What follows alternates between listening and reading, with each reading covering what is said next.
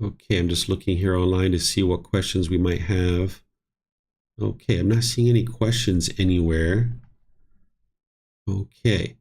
All right, so now we'll move on to the next chapter, which is chapter 22.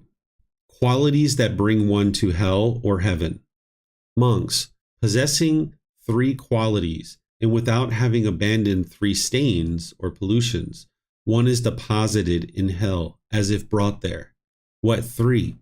One is immoral, unwholesome, and has not abandoned the stain of immorality, unwholesomeness. 2, one is jealous and has not abandoned the stain of jealousy. 3, one is selfish and has not abandoned the stain of selfishness. Possessing these three qualities and without having abandoned these three stains, one is deposited in hell as if brought there. Monks, possessing three qualities and having abandoned three stains, one is deposited in heaven as if brought there. What three? One is virtuous, practicing moral conduct, and has abandoned the stain of immorality, unwholesomeness. 2, one is not jealous and has abandoned the stain of jealousy. 3, one is not selfish and has abandoned the stain of selfishness. Possessing these three qualities and having abandoned these three stains, one is deposited in heaven as if brought there. Okay, so here the Buddha is providing this guidance of what's leading to rebirth in the hell realm and what's leading to rebirth in the heavenly realm. So this isn't the only thing that the Buddha would teach in terms of what would lead to hell or heavenly rebirth. Now, the Buddha did teach the cycle of rebirth, and it's helpful to understand that in terms of your journey to enlightenment. But the ultimate goal is not to get to heaven, and you shouldn't fear hell. Because if you're learning and practicing and developing your mind, you have nothing to fear because you're learning and growing and developing and you're cultivating wisdom. And even if you were going to be reborn in hell, okay, well, just go there and deal with what you need to deal with and then make your way back to the human or heavenly existence. But the Buddha never used hell to scare people, and he never used heaven in order to incentivize people to learn and practice his teachings. Instead, he was helping you to get to enlightenment, because by getting to enlightenment in this life, you won't be reborn anywhere, whether it's hell or even in heaven. So heaven is not the ultimate goal of these teachings. But as you're learning the cause and effect or the action and result, the natural law of karma, people ask, what is it that leads to a rebirth in hell, and what is it that leads to a rebirth in heaven? And here, this is some of what the Buddha is describing. There's other teachings that he describes where he's in much more detail describing what leads to rebirth in these different realms. So here, this is more of kind of a bubbling up, or just kind of talking about three certain aspects here. So immorality, jealousness, and selfishness. This is what leads to rebirth in the hell realm. And then the same thing for the heavenly realm. The opposites of these would lead to rebirth in the heavenly realm. But just always keep in mind that that's not the ultimate goal. So let me know what your questions are here. You can put it into Facebook, YouTube, or Zoom, or you can raise your hand in Zoom and ask any questions that you like.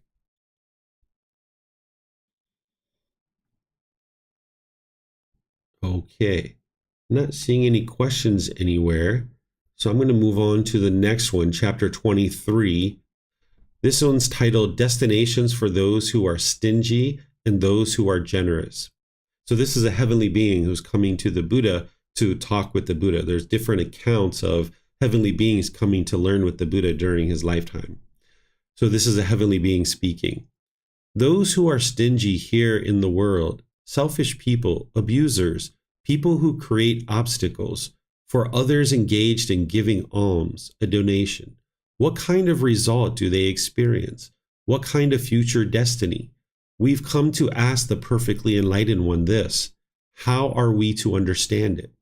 Now the Buddha replies, those who are stingy here in the world, selfish people, abusers, people who create obstacles for others engaged in giving alms, a donation, they might be reborn in hell, in the animal realm, or Yama's world.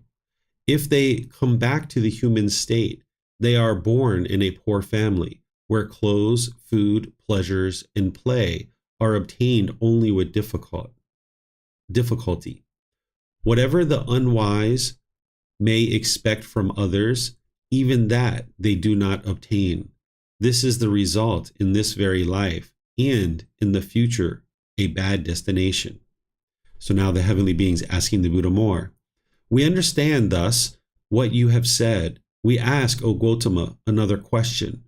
Those here who, on gaining the human state, are friendly and generous, confident in the Buddha and the teachings, and deeply respectful towards the community, what kind of result do they experience? What kind of future destiny? We've come to ask the perfectly enlightened one this. How are we to understand it?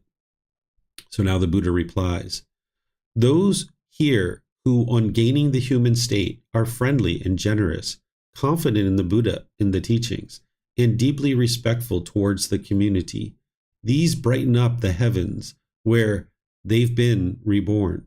If they come back to the human state, they are reborn in a rich family, where clothes, food, pleasures, and play are obtained without difficulty.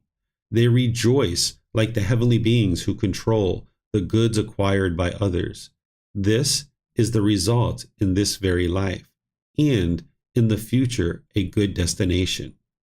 So here, this is pretty clear that the Buddha is just describing what leads to, the selfishness, what it leads to in terms of a destination that is undesirable, and by practicing generosity, it leads to a rebirth in potentially the heavenly realm. But remember that heavenly realm is not the ideal existence and is not the goal of the teachings of the Buddha. It's not a permanent existence. When you're in the heavenly realm, you're still in the cycle of rebirth, and you still need to escape it by getting to enlightenment. And those beings tend to not have motivation to be able to get to enlightenment because they're experiencing only exclusively pleasant feelings. So they lack the motivation of the painful feelings that you experience in the human state.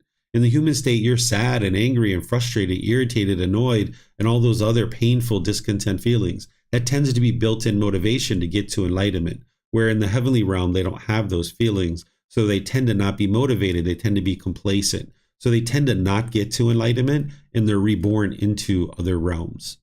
So let me know what questions you guys have here.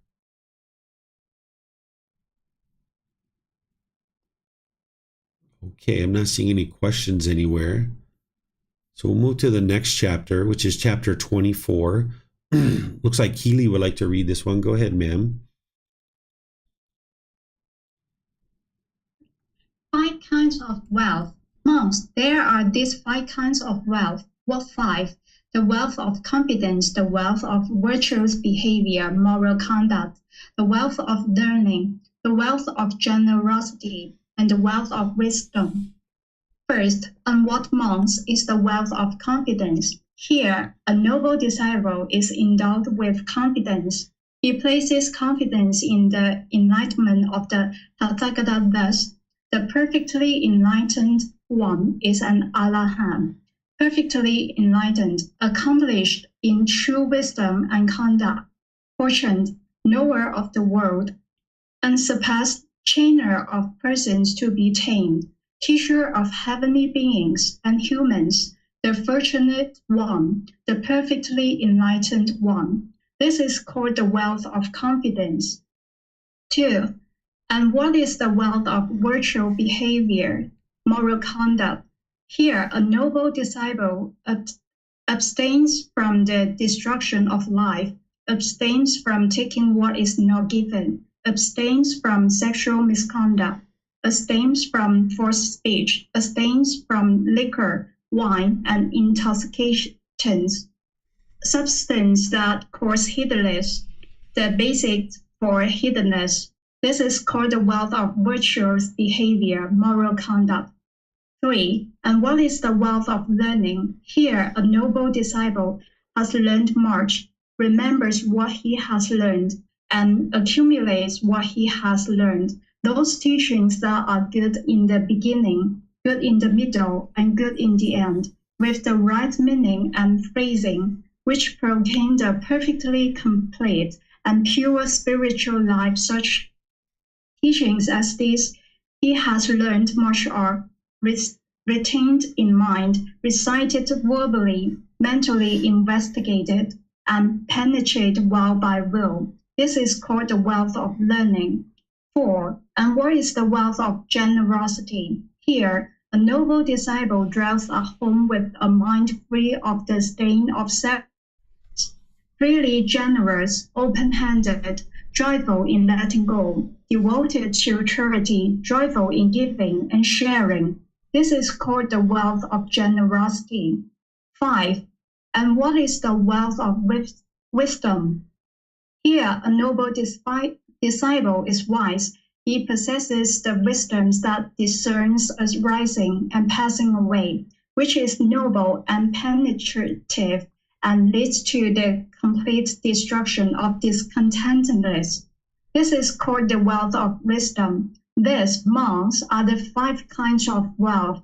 When one has confidence in the Tathagata, unshakable and well established, and virtuous behavior, moral conduct, this is wholesome, admired, and praised by the noble ones. When one has confidence in the community and one's will has been strengthened out, they say that one is not poor, that one's life is not lived by uselessness. Therefore, a wise person, remembering the Buddha's teaching, should be intent on confidence and virtuous behavior, confidence and visions of the teachings. Okay, thank you, Keely. So here, this is an interesting discourse because it helps you to see how the Buddha used to kind of flip things upside down on its head. And you can see how he's doing this through here. Maybe you don't quite understand what I'm sharing yet, but let me share something with you about something else, and then we'll come back to this. During the lifetime of the Buddha, it was very rich and affluent people who were considered to be nobles. And in society, they would go out and they would expose their right shoulder. And when you were walking down the street and you had your right shoulder exposed, people knew that you were rich and affluent and you were part of this noble class. And it was supposed to be thought that you were this better type of person because you were born into this family.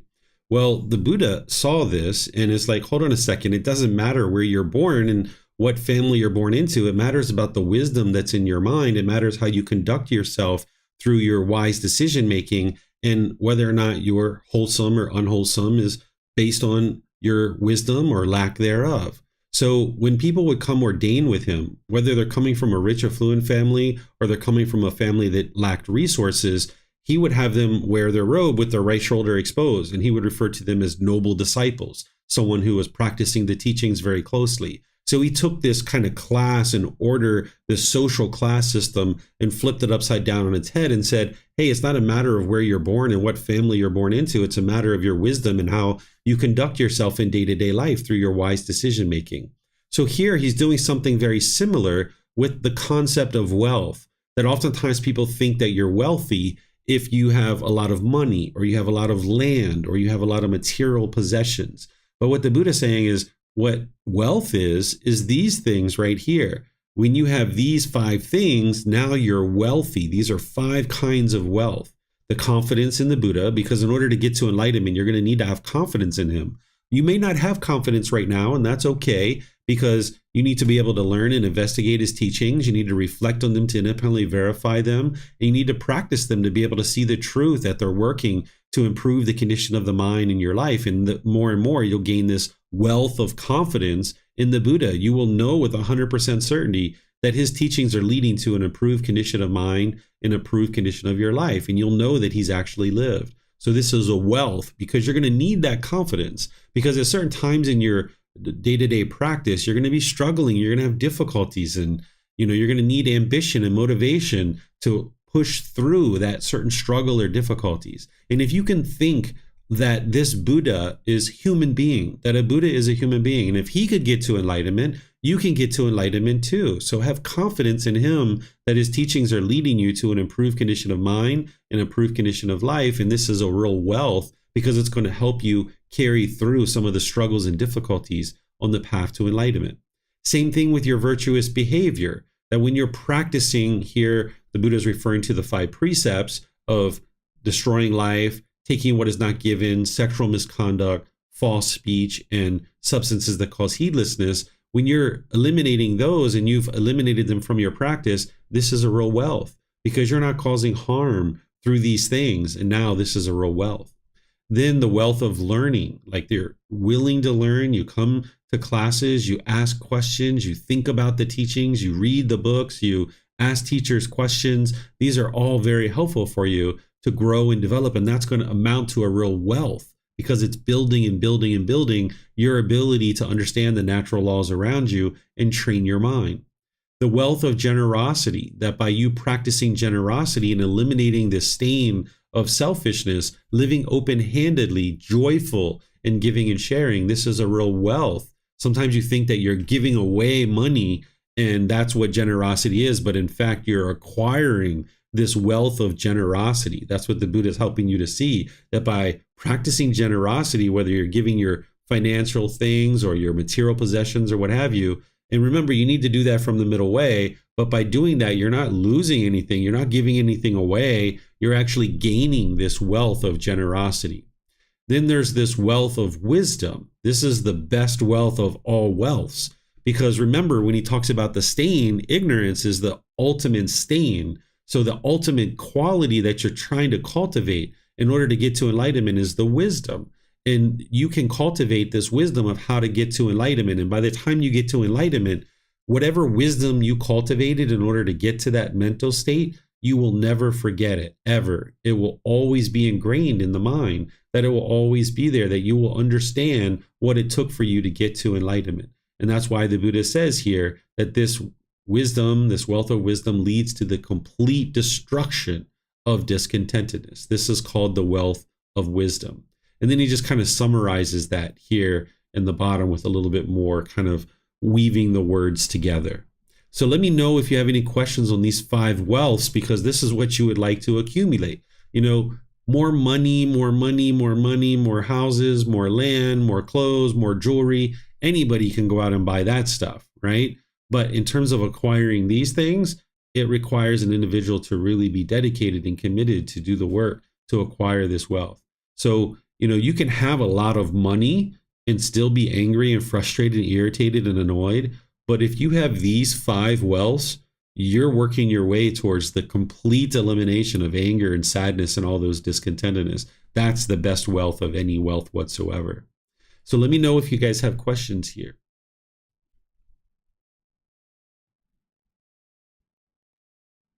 Okay, I'm not seeing questions, so I'm going to move on to the next chapter, which is chapter 25. Okay, Keely, you would like to read this one? This one's very similar to the last one, so maybe what we can do is we can just read the ones that are different. This is 7 kinds of wealth. So let's get to the ones that are different. This one is different. So if you'd like to read that one, number 3. Okay, 3. And what is the wealth of moral wrongdoing? Here, a noble disciple has a sense of moral wrongdoing. He is regretful of bodily, verbal, and mental misconduct. He is regretful of acquiring evil, unwholesome qualities. This is called the wealth of moral wrongdoing. And then this next 4. one. Yep. 4. And what is the wealth of moral concern? Here, a noble disciple sees the danger of wrongdoing. He sees the danger of bodily, verbal, and mental misconduct. He sees the danger of acquiring evil, unwholesome qualities. This is called the wealth of moral concern. Okay. 5. Those are the only 2 that are different, because the last one had 5 and this one has 7. So these are the only 2 that are different. Thank you, Keely. So what I'm going to do is, I've already explained the other 5. So now let me help you understand moral wrongdoing and moral concern. This is very important for you. This will help you understand why when you're learning teachings of the Buddha and then you do something that's a mistake, you feel this regret, right? You might feel some guilt or shame that's coming into the mind because there's a craving there to be perfect. But this is actually a good quality, not the guilt and the shame. You're not interested in that, in the craving to be perfect. But what you're interested in doing is cultivating the wealth of moral wrongdoing and moral concern. What moral wrongdoing is where you understand what's wise and unwise, and that when you're practicing what's wise and unwise, you know it, and you have this awareness and this wisdom of understanding what's wise and unwise. And then this moral concern is that you have this concern to not do the unwise things, right? So if you were just going through life and you could care less what you do and how you interact with other people, that's the opposite of moral concern. Moral concern is like, hey, you're concerned about not causing harm to others. You're practicing the intention of harmlessness where you're disinterested and incapable of causing harm. So moral wrongdoing is understanding what's wise and unwise, or wholesome and unwholesome. Moral concern is having the concern not to do those things, right? And this is a wealth that you would like to cultivate. Because at earlier times in our life, when we weren't on this path to enlightenment, we didn't have either of these things necessarily. Like we didn't know what was wise and unwise because we're just going through the world, just kind of, doing our thing. And as we grow, we're starting to learn more and more wisdom about what's wise and unwise and what's wholesome and unwholesome based on the natural law of Gotama, not as rules and commandments, but just seeing what leads to any particular wholesome result or any particular unwholesome result. So you're cultivating your wisdom, and when you're cultivating your wisdom of the natural laws, this tends to spring up in the mind, this wealth of moral wrongdoing. And then there's also this moral concern. Once you understand what's wise and unwise, you have this concern of, hey, I'm not interested in impacting other beings based on any kind of unwise decisions. So you have concern to not do wrongdoing. So that's why the Buddha says you see the danger in wrongdoing. Okay, so let me know if you have questions here. All the rest of this is very similar to what we just read. It's just those two things are a bit different.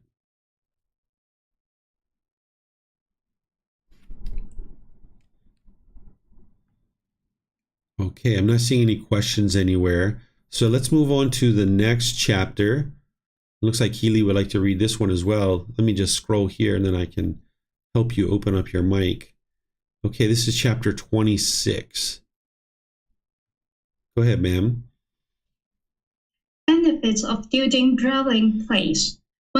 Venerable Sir, I had these 60 residences built because I need merit, because I need heaven. What line of conduct am I, Venerable Sir, to follow in regard to these dwelling places? Well, now, do your householder establish these 60 dwelling places for the use of the community of the four quarters, present and to come? Yes, Venerable Sir, and the great merchant of Rajagaha, having answered the perfectly enlightened one in agreement, have those 60 dwelling places established for the use of the community of the four quarters, present and to come. Then the perfectly enlightened one thanked the great merchant of the Rajagaha in these verses. They ward off cold and heat and beasts of prey from there, and creeping things, and nuts and rains in the wet season. When the dreaded hot wind arises, that is warded off. To meditate and obtain insight in a refuge and at ease, a dwelling place is praised by the perfectly enlightened one as chief gift to the community. Therefore, a wise man looking to his own best interest should have charming dwelling places built so that those who have heard much can stay therein. To this food and drink, robes and lodgings, he should give to the upright with mind purified.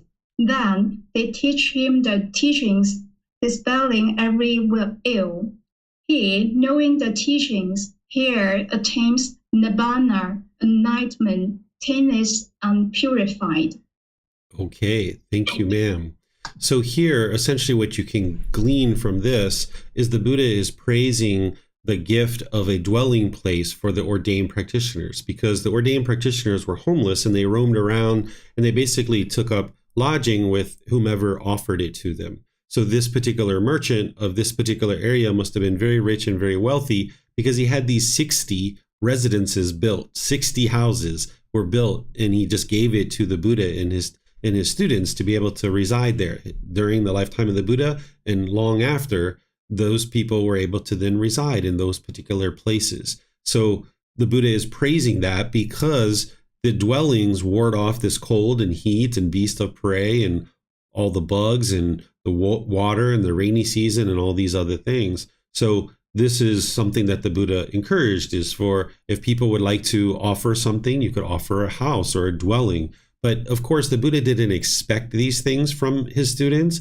but they would offer certain things like food, clothing, shelter, and medical care to the Buddha. He wouldn't accept it like, this is now my house. He wouldn't do that, but it was a place where people could stay and sleep and spend time in order to learn and grow and develop and meditate, because they had their temples, but they also needed places to reside as well, because the temples were places to learn and grow and develop, and they would sometimes sleep there as well, but they also had these dwellings that they would be able to sleep in. So imagine the amount of confidence that someone would need to have in the Buddha to be able to donate 60 houses. This is how well received the Buddha was during his lifetime, that his wisdom was very deep and very profound, and people understood that he knew how to get to enlightenment. They could see in his own condition of his mind that he had this wisdom. So this particular merchant must have learned and grew and developed to a certain degree and saw the benefit. It's not like he met the Buddha and the first time he met them, he gave him 60 houses, right? He would have probably learned to a certain degree and saw a lot of progress to the condition of his mind. And then that's when he would have probably given this donation, when his confidence was there.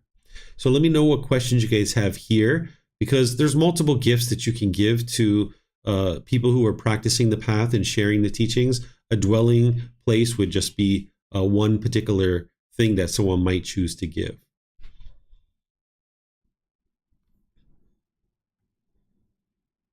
Okay, I'm not seeing any questions anywhere.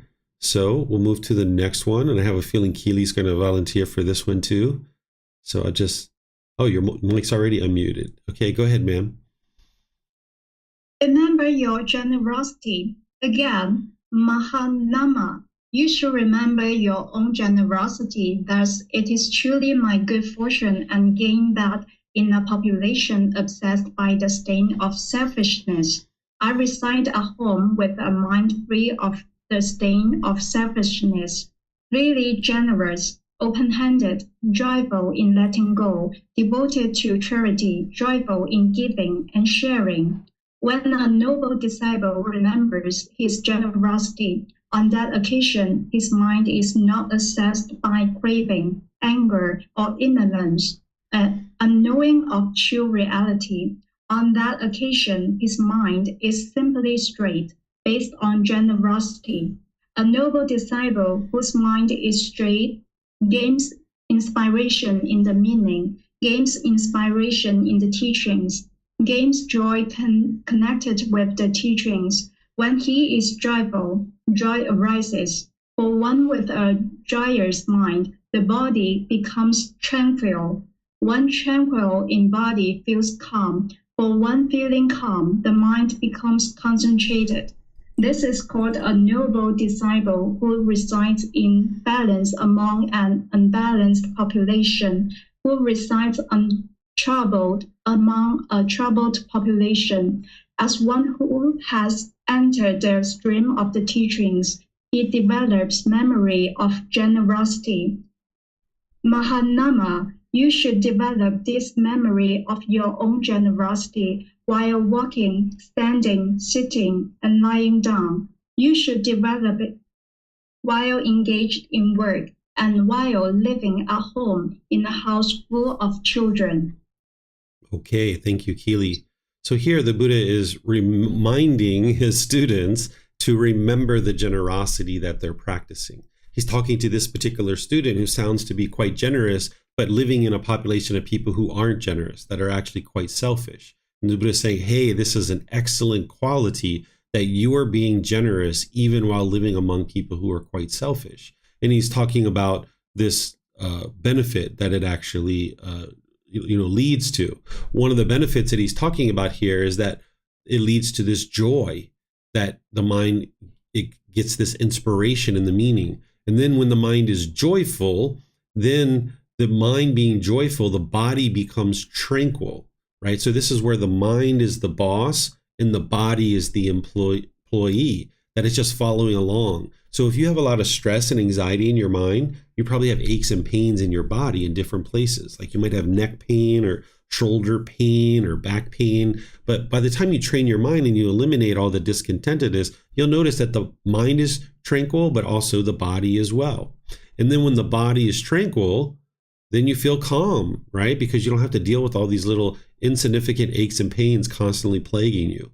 For one feeling calm, the mind becomes concentrated, right? Because you need that calmness in order to get to mindfulness, to get to concentration, and be able to access your wisdom. So the Buddha is describing here just a little bit about how generosity leads to this joy in the mind. It leads to a tranquil mind. It leads to a tranquil body, and it leads to concentration to then be able to make wiser and wiser decisions in the world. So let me know what questions you guys have here.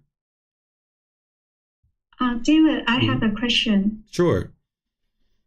Yeah. So today, here in China is a Children's Day, and my student, I gave him a lollipop, but actually he wanted a toy. I told him, Children's Day is not about giving gifts like a toy to the children. It's like sharing the snack with them. So, and then he told me, "Oh, you are not giving me toys, and I'm not going to share gifts with other kids." So I'm not sure whether I'm showing my generosity with him a right way or not.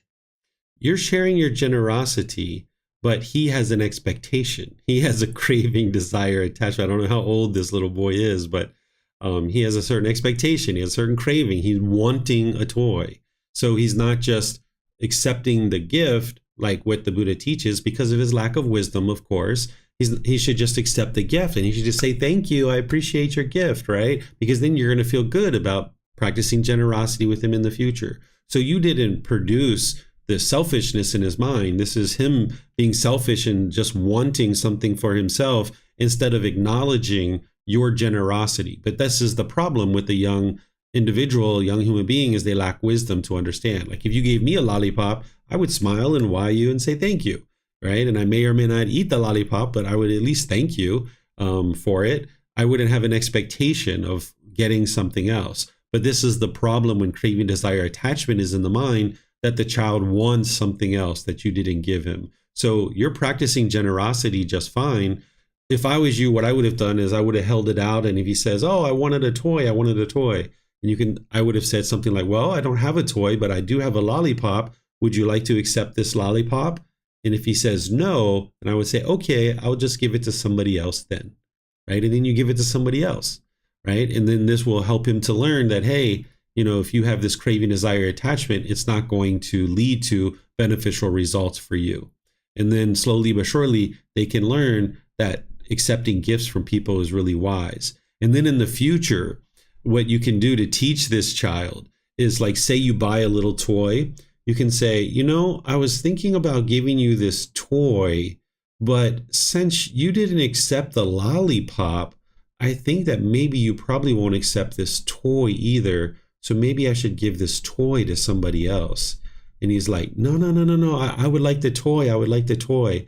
And say, well, maybe I'll give you a toy another time, but I have a lollipop here for you. Would you like this lollipop?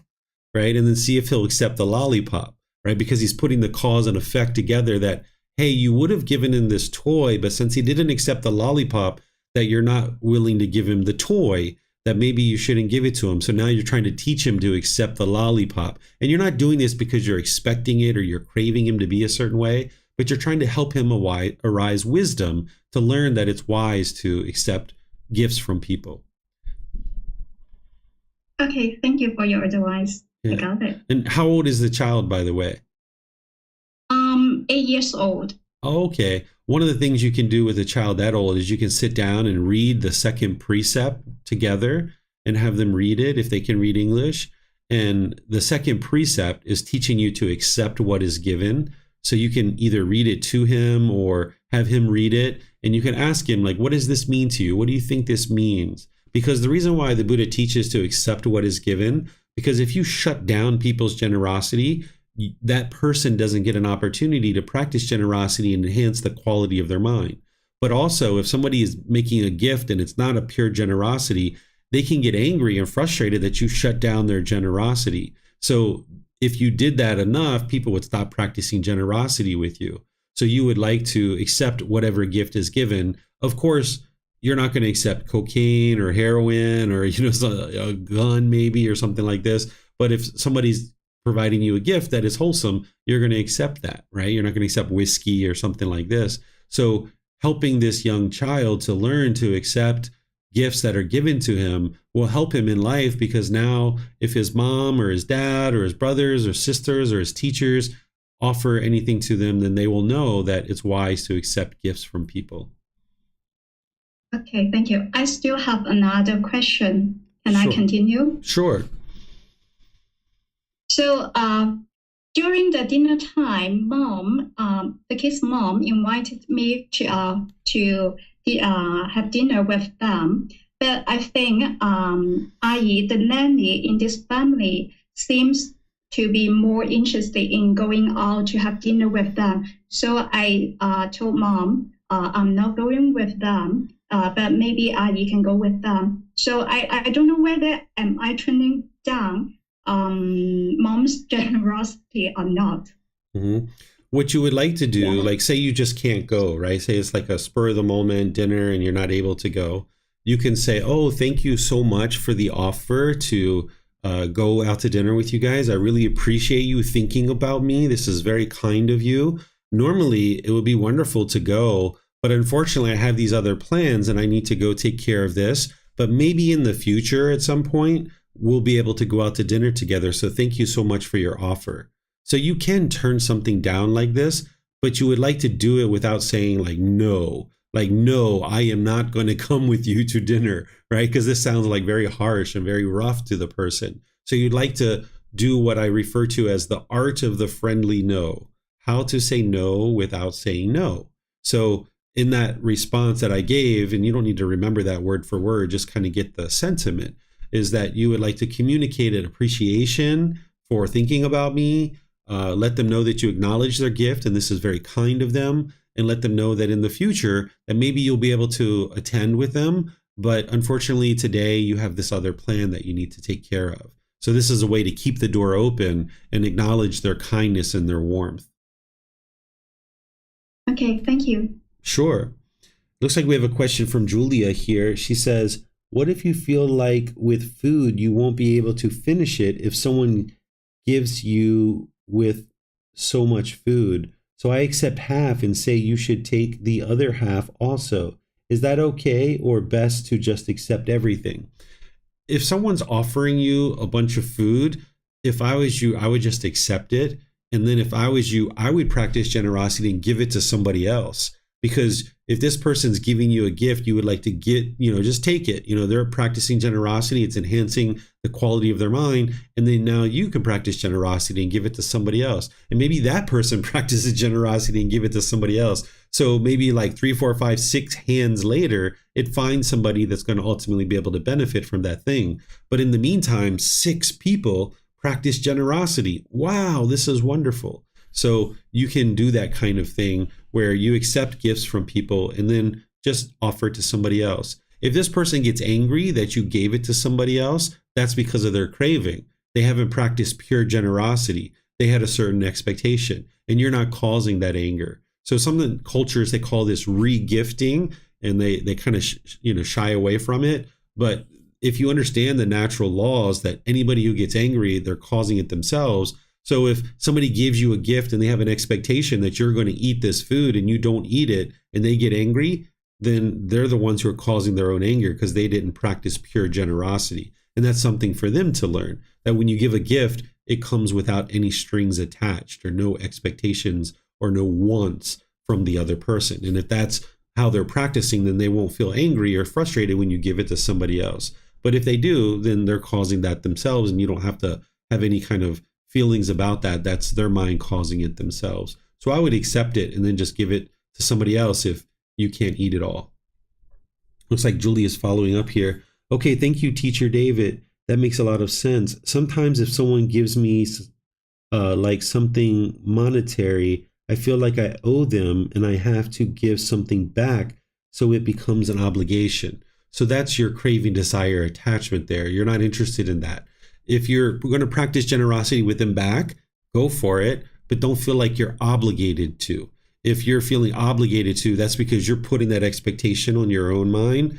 If the other person is putting expectations on you, I wouldn't accept the gift. If somebody has a gift that they're giving me with strings attached, I wouldn't accept it because that's not an actual pure generosity, and they're just going to make themselves upset and angry and frustrated. So if somebody makes you a gift and they put expectations on you, feel free to politely decline that, but also be careful not to put expectations on yourself, because that sounds like what you're doing here is you're putting that expectation on yourself, and that's going to lead to discontentedness. Okay, I'm not seeing any questions anywhere else, so I'm going to move on to the next chapter. This is chapter 28. Go ahead, Keely. The 8 gifts. Monks, there are these 8 gifts. What 8? 1. Having insulted the recipient, one gives a gift. 2. One gives a gift from fear. 3. One gives a gift, thinking he gave to me. 4. One gives a gift, thinking he will give it to me. 5. One gives a gift, thinking giving is good. 6. One gives a gift, thinking, I cook, these people do not cook. It isn't right that I who cook should not give to those who do not cook. 7. One gives a gift, thinking, because I have given this gift, I will gain a good reputation. 8. One gives a gift for the purpose of enhancing the mind, equipping the mind. Okay, thank you, Keely. So what the Buddha is describing here is the 8 reasons why you would give a gift. And he's not saying that this is what you should do. He's just saying this is the reason why people give gifts, right? So having insulted the recipient, meaning maybe you've insulted somebody or you've done something that was unwise, and now you're giving a gift in order to solve this and kind of keep your karma clean. We used to do this with my son when my son was in preschool. He was like 5, 6 years old, whatever, 4 years old. There were some times where the teachers would call us and say he had bitten a little girl's finger, that some girl, pointed across and he bit her finger. So when we learned about this, we sat down and we talked with my son and we helped him to understand that it was unwise. And then we suggested that he go to the store and he buy some flowers, and then he bring some flowers to school and give to this little girl. And that's what he did when he was 4 or 5 years old. He went to the store, he spent a little bit of time finding out what flowers to purchase, and he gave it to her, right? Because he insulted this girl by biting her finger. So this is one reason why someone might give a gift, and you might have done this in your life too. Or one gives a gift from fear. If you have fear about something, you might give gift to this person out of fear. And now here's what Julia was just talking about, which is one gives a gift thinking he gave to me. Right? Again, this isn't what the Buddha is telling you that you should do. He's just telling you the reason why people give gifts, right? And this is where you can independently verify this. Julia can independently verify this because that's the reason why she gives sometimes, right? Then there's one gives a gift thinking he will give to me, right? So this is like expectations. This isn't pure generosity, but this is the reason why somebody gives a gift, that, hey, I'm going to give this person a gift because I want something back from them. Number 5 is one gives a gift thinking giving is good, like this is a good thing, right? Number 6, one gives a gift thinking I cook, these people do not cook. It isn't right that I who cook should not give to those who don't cook. During the time of the Buddha, it was very important to have people that cooked, because you couldn't just go down to the 7-Eleven and get some food, or go down to the restaurant and easily get some food, right? People needed to cook, and not everybody knew how to cook. So having people who cook and giving, this is one reason why people would give. And then 7, one gives a gift thinking because I have given this gift, I will gain a good reputation, right? This is an expectation. This is something you want, that I'm going to give a gift because now I'm going to look good in front of my boss, or I'm going to look good in front of my coworkers if I give this gift.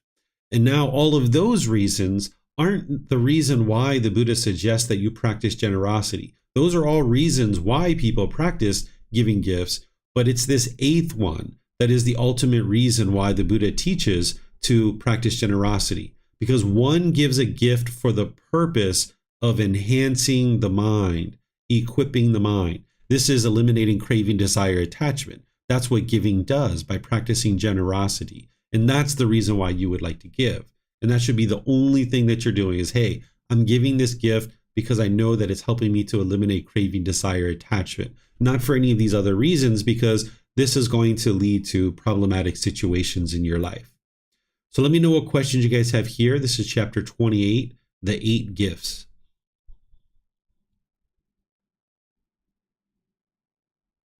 Okay, again, I don't see any questions anywhere. So we'll go on to chapter 29. And you can go ahead, Keely, if you like.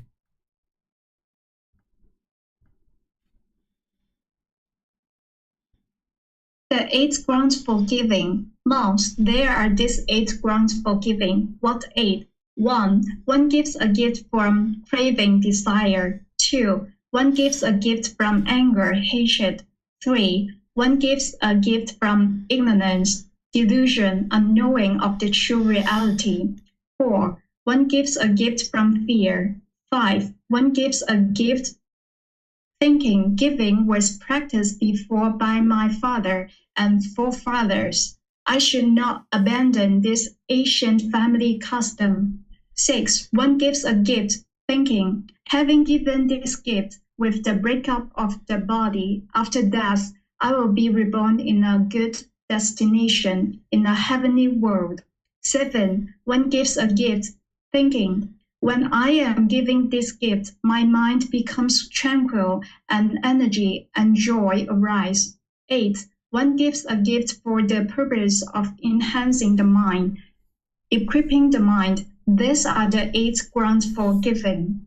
Okay, so here the Buddha is talking about the 8 reasons why somebody would give. In the previous one, he's talking about that too, but it's not like all inclusive. Like he would have given these different discourses at different times. And sometimes he's giving a list of 8 things over here and 8 things over here. And the combination of all these things maybe equals 13 reasons why to give, right? So here he's honing in on craving, anger, and ignorance, that this is the reason why some people choose to give. And then the fear is from the last one as well. And then these other ones as well. There's very straightforward discourse here. What you might notice when you give a gift is you might notice that this tranquility, this energy, and this joy arises in the mind. That's because you're eliminating craving, desire, attachment. And when you eliminate craving, desire, attachment, that's when the tranquility, energy, and joy can arise. And that's why someone is maybe giving for that reason, right? But this isn't the reason why you would be interested in give. You shouldn't have an expectation of what's going to happen, especially like this one, where someone might be giving as a result of being interested in wanting to be reborn in the heavenly world. This isn't the reason why you would practice generosity, because it's not pure generosity. You're still craving something, and you're only giving because you want to be reborn in heaven, right? So you would like to practice generosity because it enhances and equips the mind. It helps you to eliminate craving, desire, attachment. That's the reason for practicing generosity. So let me know what questions you guys have here.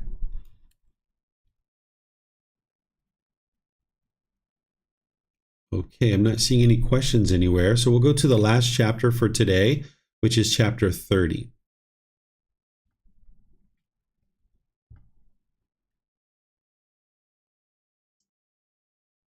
The 5 tiny gifts. Monks, there are these 5 tiny gifts. What 5? 1. One gives a gift to a visitor. 2. One gives a gift to one setting out on a journey. 3. One gives a gift to a patient. 4. One gives a gift during a famine. 5.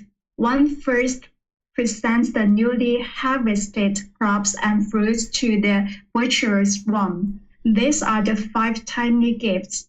At the proper time, those wise, charitable, and generous people give a tiny gift to the noble ones, who are stable and upright. Given with a clear mind, one's offering is vast. Those who rejoice in such deeds or who provide others service do not miss out on their offering. They too take part in their merit. Therefore, with a non-regressing mind, one should give a gift where it yields great fruit. Merits are the support of living beings when they arise in the other world. Okay, thank you, Keely. So here the Buddha is describing, at different times that you might actually give a gift. So like when somebody comes as a visitor, right? This might be a time that you choose to give a gift. Or if one is setting out on a journey, like say somebody's going on a trip or something like this, you might actually give a gift. Or one gives a gift to a patient, someone who's sick or in the hospital, that they're ill. You might have given a gift at this time.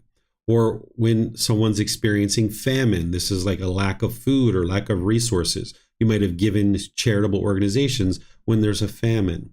When there's certain harvested crops and new fruit, this is like really a popular time to give gifts because there's lots of food and lots of plentiful fruits and vegetables that the Buddha is saying, okay, you might give gifts to the virtuous ones, meaning the ones who are practicing the teachings closely.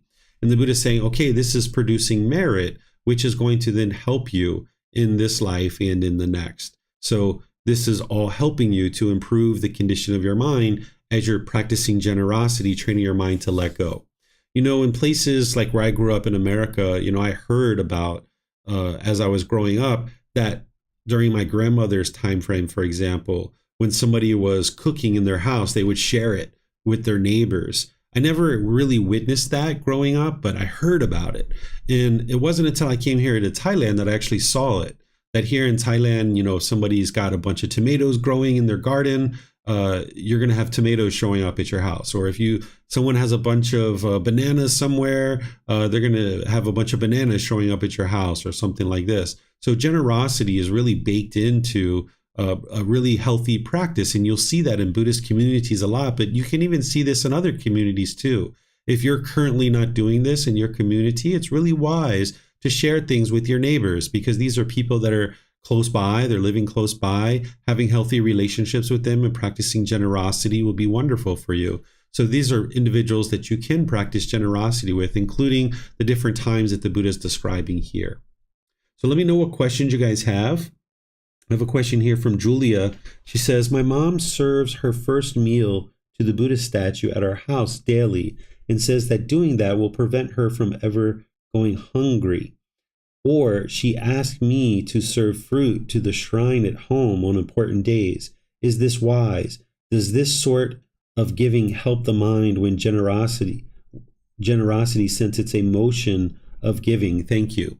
So this is actually promoting wrong view. This is common. I know you're from Myanmar, Julia, and your mom, obviously grew up there where these kinds of things are very common.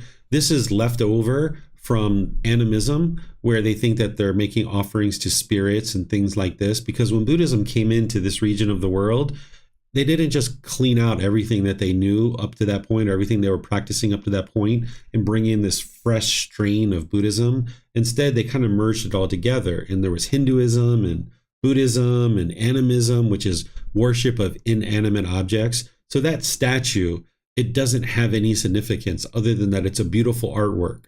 And by making a food offering to the statue, it's actually having the food go to waste when it could actually go to a human or go to an animal or some being like this. So if you would like, the Buddha teaches that when you notice that your parents are lacking wisdom, that you help them to learn. Because as long as your mom's thinking that making offering to a statue like that is going to produce where she doesn't get hungry in a future life or this life, this is actually untrue.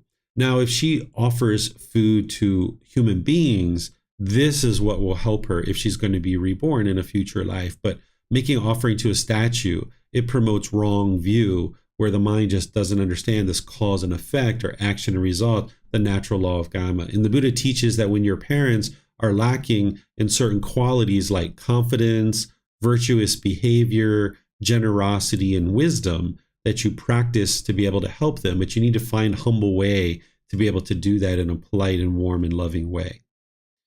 Okay, so great question there. Let me know if you guys have any other questions. Looks like someone here on YouTube, Cameron, has a question. What about giving gifts at random, like surprising a loved one with a random gift? Can this also be wise? Yeah, whether you give it, randomly like that, or it's a planned thing that they know that a gift is coming, that's fine. The actual whether it's a surprise or not, it doesn't matter. What you're experiencing is the giving and living open-handedly.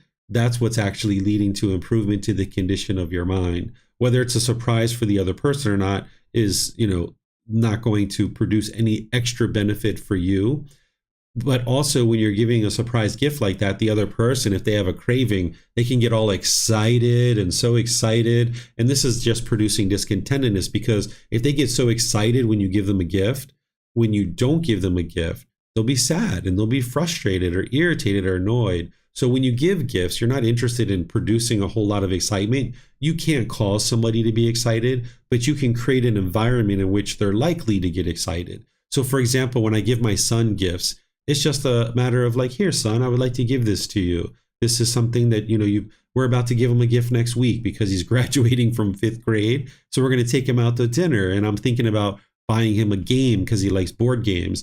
And I'm thinking about, hey, you did really well. You've been studying school now for 8 years because you went to 3 years of pre-K and now 5 years of regular grade school. Hey, I'd like to acknowledge your hard work in getting you this little gift here. And we'll do that nice and calmly and, in a friendly and respectful way without it promoting the opportunity for his mind to get excited. So if you're giving a gift as a surprise, just pay attention to that you're not creating and inciting this big excitement, because the mind will go up really high. And then at some point it's going to drop off and it's going to feel sad and lonely and bored and things like that. Okay. Looks like Julia has another question here. My mind does become a little calmer after praying to the Buddha statue. When I tell my parents about this, they get very upset, saying I have changed and that I don't love them because I do not yield to their way of life. I guess sorry, my eyes are getting old. I guess it's better not to speak on the matter with them so we do not fight. As I am also unwise and have not practiced enough. Thank you, Teacher David, for helping us understand. So there is no prayer in the teachings of the Buddha. Again, that's something that's been handed down. Certain people do that, but you're going to see in this book of generosity where the Buddha gets to a point where he describes that prayer does not lead to any beneficial results. There's not like some being somewhere that's going to boom, like a genie in a bottle and instantly produce some kind of benefit. What's happening is you're taking some quiet time to yourself. That's what's producing the calmness, not the prayer to the Buddha, but you're practicing this calmness and tranquility during that time. You're being concentrated and focused on what it is that you have to say. So the mind is producing this tranquility as a result of you arising this calmness and composure, right? So that's what's actually producing this, not the prayer or anything like this. If somebody is getting mad or angry at you and your parents sound like they're putting expectations on you, that's their craving, that's their desire. Just smile. I think you've heard me share this before, that I learned when I was about 17 years old that my family's expectations were completely going to just lead to my discontentedness and to their discontentedness too, because there was a period of time where I was spending a lot of time with my guy friends, and my family was like, why are you spending so much time with your guy friends? Like, why don't you spend time with a girlfriend? You need to go get a girlfriend. And I thought about it for a few months, and finally I was like, all right, well, I'll go get a girlfriend. So I went and got a girlfriend, and then I started spending some time with her, and they were like, why are you spending so much time with your girlfriend? You know, you never spend time with us anymore. You never spend time with your friends anymore. Why don't you spend time with them? You know, and it's like, you can't please these people, right? Because their expectations are constantly changing. If someone's going to be happy, if someone's going to be joyful, it's got to come from within their own mind. There's nothing you can do to make somebody else happy. If they're experiencing conditional happiness, it's from their cravings, desires, attachments. And in order for them to get to unconditioned happiness, which is the enlightened mind, they have to do the training. So when people start putting their expectations on you, the first thing you should think in your mind, no way I'm picking those things up. The last thing you're interested in doing is picking up people's expectations, because the more you pick up other people's expectations, the more they're going to keep putting them on you. And you're not going to be able to fulfill other people's expectations all the time. So when you are working on this path to eliminate your own cravings, desires, attachments, wants, and expectations, the last thing you're interested in doing is picking up somebody else's. So when somebody else is putting expectations and wants on you, identify that for what it is. It's their cravings, it's their attachments, and you're disinterested in picking any of those things up. You need to do what's wise for your life. Mom and dad and brothers and sisters, they are living their life. They get to make decisions in their life. But when they start putting expectations on you, this is them trying to control you. They're thinking that they will be happier if you do this thing for them. But that's just conditional happiness. I'll give you this other example. One time, me and my son were sitting at a table in our kitchen or our dining room, and we had our cups out, because what we do is at that particular time, my wife and his mom used to wash all the dishes. We hardly ever wash dishes. Nowadays, we do wash dishes quite a bit. But at that time, she would wash all the dishes. So we would get our water and we would just put the cup on the table rather than having her wash 10 different cups for me and 10 different cups for him every single day. We would just use the same cup for like 3, 4, 5 days. And one time she came downstairs, this was many years ago, before she's where she's at in her practice, and she got really angry. Like, why do you guys have all these cups everywhere? You guys are just, she gets really frustrated, putting her expectation on us that we're supposed to put our cups in the sink. And that's what she wanted. And that's what she expected. Well, out of fear, somebody might just go ahead and do that if they didn't understand what the real problem is. The problem wasn't that we put the cup on the table. The problem is that she was craving for us to put the cup in the sink. So when she left, me and my son decided to put all these cups all over the house. We had 2, 3, 4, 5 cups on the dining room table. We had 2 or 3 cups on the different furniture in the living room. We even put some along the floor. We got every cup we could find and we put it out in the house somewhere. And then she came down about an hour or 2 later and she saw those cups and she just looked at them and she looked at them and then she walked away. She let it go. Right? Whereas if we would have just wielded to her aggression and hostility, she would have just kept doing that. So it wasn't the cups. The next thing, it's going to be something else. It's going to be a towel, or it's going to be a pair of shoes, or it's going to be our bicycle, where she'd be aggressive and hostile and bitter, wanting us to do things her way. So we did just the opposite in order to show her, hey, you're not going to control us. And we didn't say anything to her. We just put the cups out. And then when she came back downstairs, she saw them and she realized she wasn't going to control us. She had to let it go. And then now she doesn't complain about it anymore.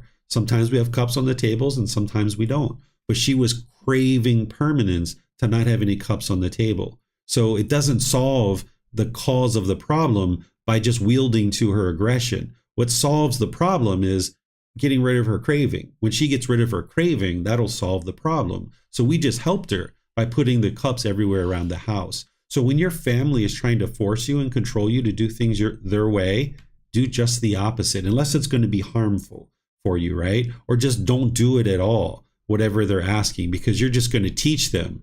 The more expectations you put on me, I'm going to keep trying to live up to those expectations, which is just going to teach them to keep putting expectations on you more and more and more and more. You're going to feel like you're drowning and you're barely keeping your head above the water because they're constantly putting expectations on you. So when they're doing that, you can't control whether they do it or not, but you can control how you respond. And your response should be to either ignore it, or in some cases, you might end up doing just the opposite. And that's fine. If they get angry, they get angry. No big deal. Okay. I think that's everything from you, Julia. And then now Cameron has a question too here. Okay, thank you. That's a great point to be aware of. Okay, yeah, you're welcome. Pleased to help you. Okay, I'm not seeing any other questions anywhere.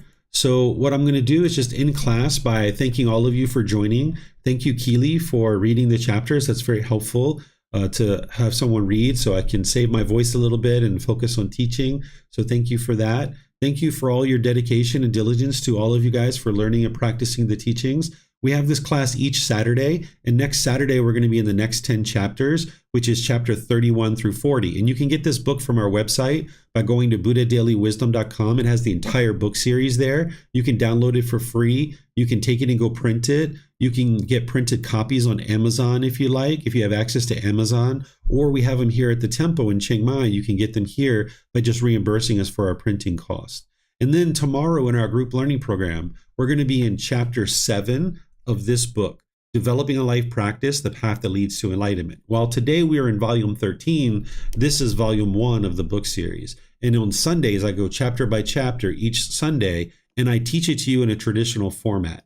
This particular program is more of a study group, where in that program, I'm more guiding you and walking you through learning the teachings. So we're going to be studying chapter 7, which is the 5 precepts, a householder's guide to daily practice, where I'm going to be sharing with you the original words of the Buddha on the 5 precepts, helping you understand how to make wise decisions that are going to produce wholesome results. And then on Wednesday, it's going to be the 4th part of our 4-part series on Buddhist chanting.